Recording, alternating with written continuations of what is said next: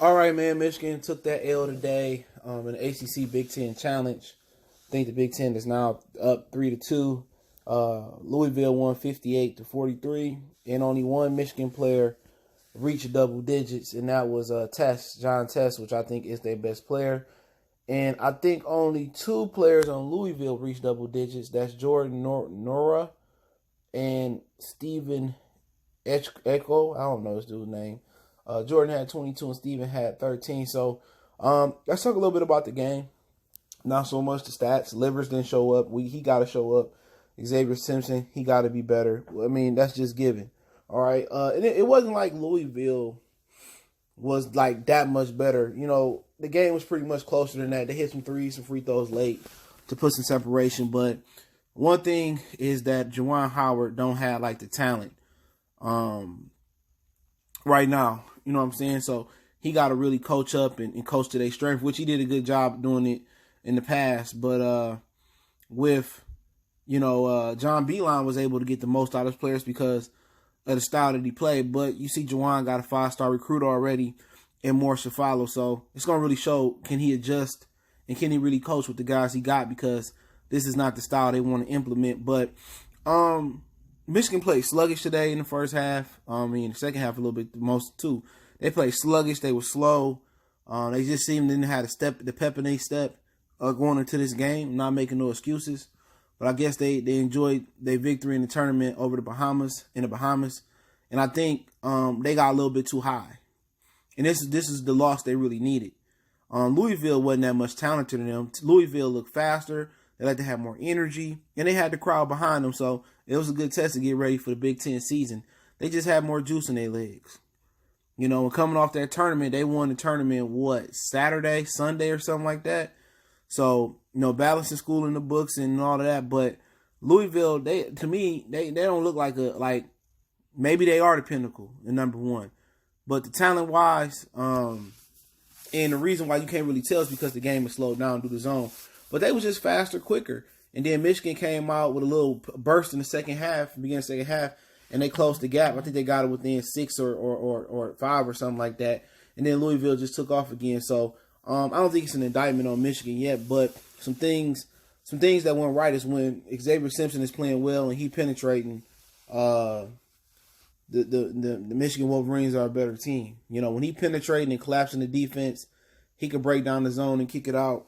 On the Test and Livers and Wagner, all them dudes have a better chance. But this team just don't have the talent up top.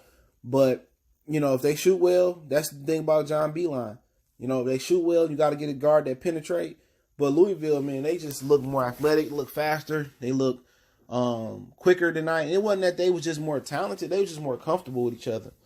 I don't think Juwan got out coached or nothing like that. I just think Michigan was tired from the trip and Michigan got too high. They started smelling themselves, and right here and there, Louisville let them know there's levels to this.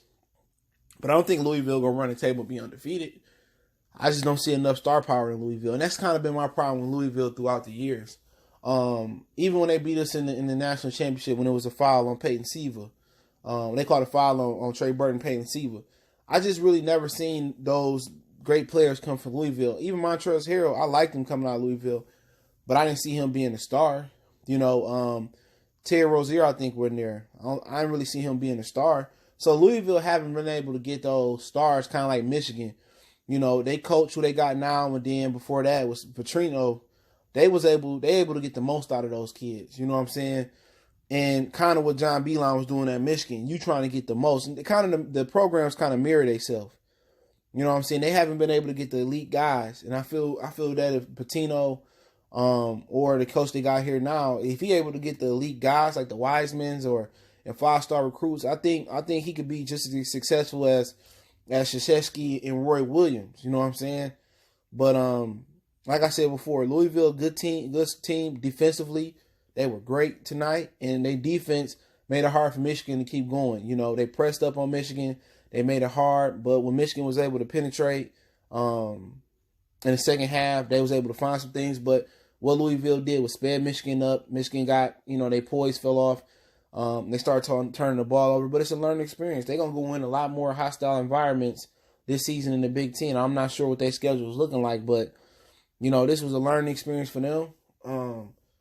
It wasn't that talent gap was great, but I just think the energy and going on the road for the first time was a little bit shocked. But it's no doubt in my mind, Juwan, he got to have more talented players going forward to compete on that level. But I don't think the talent gap was the problem tonight. I think Michigan was too high. I think they was a little bit tired coming from the Bahamas.